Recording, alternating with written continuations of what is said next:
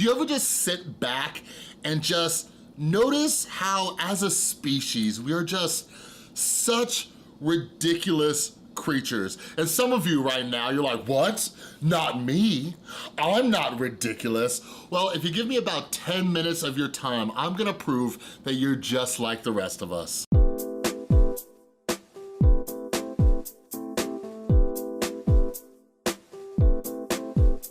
What is up, everybody? This is Chris from The Rewired Soul, where we talk about the problem, but focus on the solution. And if you're new to my channel, typically what I do is I take different topics from the YouTube community or pop culture and try to see what lessons we can learn from them.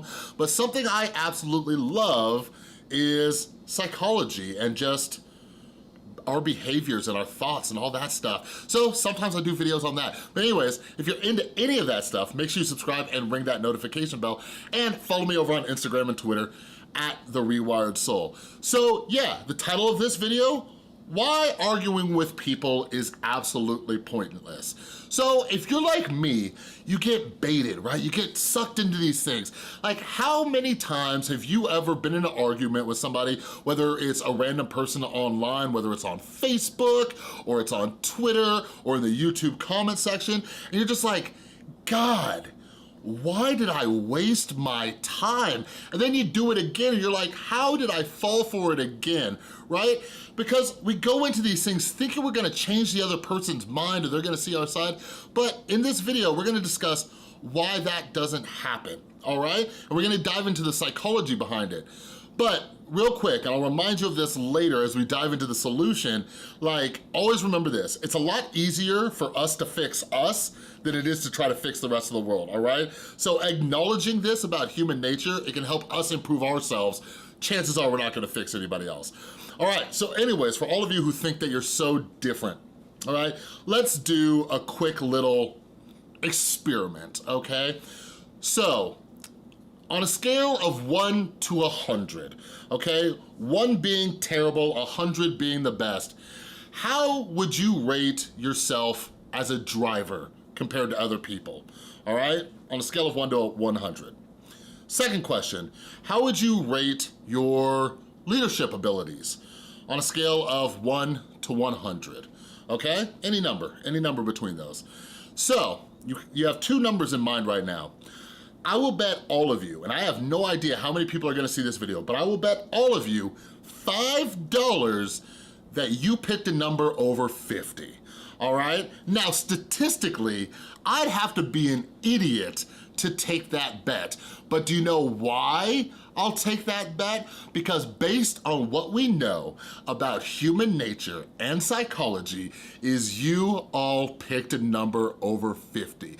And you know why? It's something called the better than average effect, all right? And this is something that psychology and social sciences has proven time and time again through a ton of studies, all right? Some of you know I have just been binging the hell out of different books on like psychology and philosophy and everything like that, and this keeps coming up. Like, I'm just fascinated by human nature, right?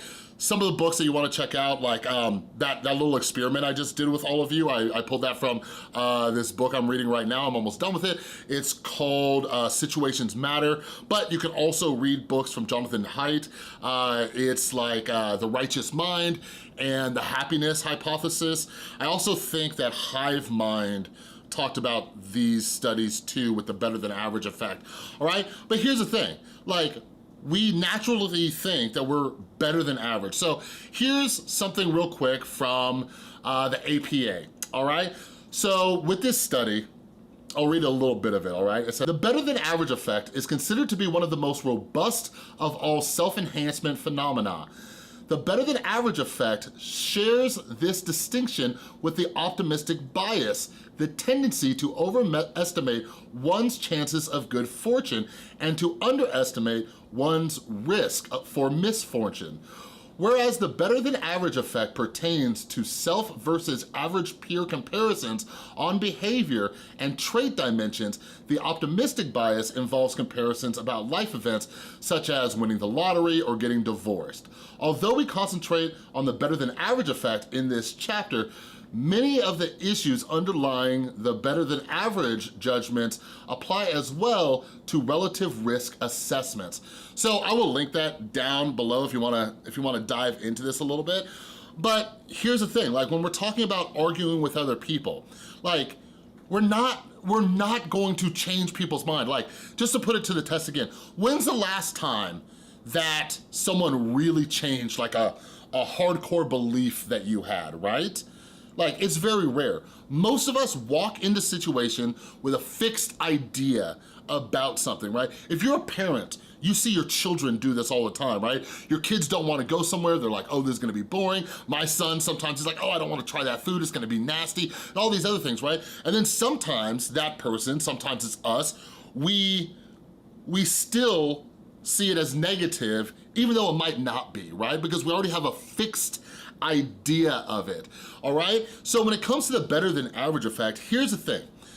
This doesn't mean the person you're having an argument with thinks that they're the smartest person in the world, but what we know about the better than average effect is they think they're smarter than you, all right? And that is one of the issues, okay? So we get trapped into these arguments, arguing about the silliest things, but the thing is, we and our ego makes us believe that we're always right. Like, sit back and ask yourself this, okay? I want you to ask yourself 2 questions. When's the last time somebody said to you, oh, you know what? I'm wrong and you're right? Extremely rare. Now, let's flip it. Let's turn that thing around real quick. How many times have you backed down and said, oh, you know what? You're right. No, like we all think that we're right. And by the way, I'm including myself in this. So let's talk about the solution. Like, what can we do about this? Again, it's a lot easier for us to fix us than it is to fix the rest of the world. The best thing that we can do, the best thing that I found, is that we need to be self-aware.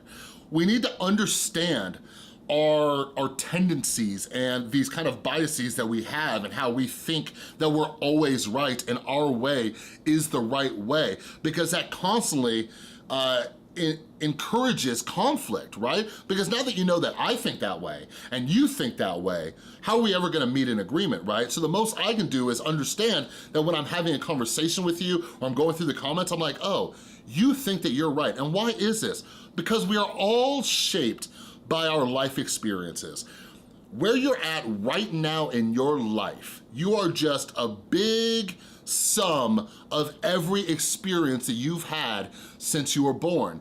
And so many things factor into that. How you were raised, who your parents were, right? Traumas, the schools you went to, the education that you have, what part of the country you were raised in, how much traveling have you done? All of these factor in to us thinking that we're always right. So the most we could do is try to empathize and understand that the other person is gonna think that, you know what I mean? But we also gotta catch ourselves and say, okay, is my better than average effect coming in right now? Am I thinking that I'm just a little bit smarter than everybody else? Do I think that I'm just so much different and I know something that they don't know, right? Because what happens is we get extremely stubborn and we cause a lot of our own problems. So what can you do? Something that I'm working on actively, and it's gotten a lot better, is I try to just not engage.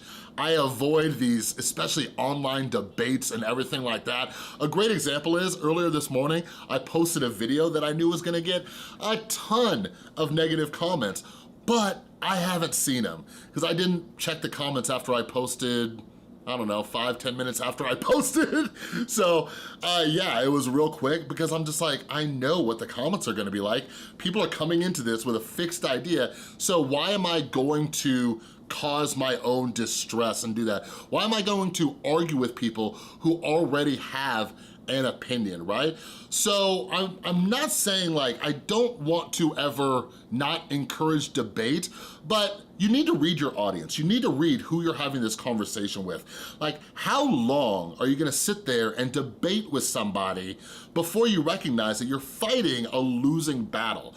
You know what I mean? So just kind of wise up, be self-aware and say, oh, okay, this person is not, they're not wavering. And when it comes to this self-awareness too, what I've been trying to do lately is be really mindful of the content that I watch, right? I watch a lot of stuff about politics. Obviously, I watch a lot of commentary here on YouTube, and everybody, all it is just opinions. That's it. And we gravitate towards people who agree with our worldview. Like, all we're doing, we are just like these magnets to people who agree with us, you know? So I just walk into things, try to clear my mind for my own opinions, and then go from there, all right? But we all think that we're better than average, all right? So anyways, quit wasting your time arguing with people on the internet. Chances that you're gonna change their opinion are slim to none. The only thing that you can do is notice it within yourself and try to do something about it. All right, but anyways, that's all I got for this video. If you like this video, please give it a thumbs up. If you're new, make sure you subscribe and ring that notification bell. And a huge, huge thank you to everybody supporting the channel over on Patreon and everybody who supports the channel in other ways like buying my books and merch and all that kind of stuff. All right, thanks again for watching. I'll see you next time.